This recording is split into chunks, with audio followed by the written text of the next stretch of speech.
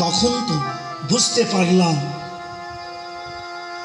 তো বুঝতে পারলাম এই বাসুদেব শ্রীকৃষ্ণের নামটি কত মূল্যবান এবং এই নামের কত মাহাত্ম্য।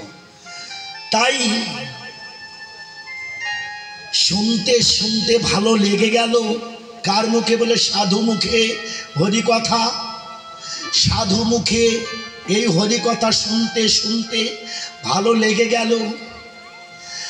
ওরে তখন সোনার মানুষ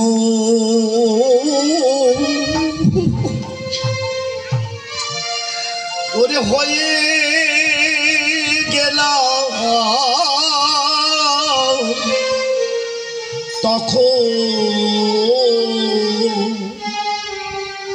তখন সোনার মানুষ হয়ে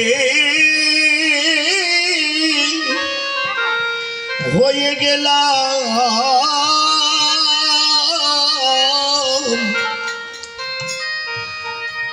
ওরে শুনতে তত ভালো লাগে আমি সোনার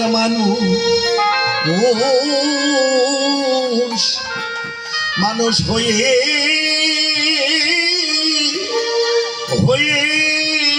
গেলাম। সাধু মুখে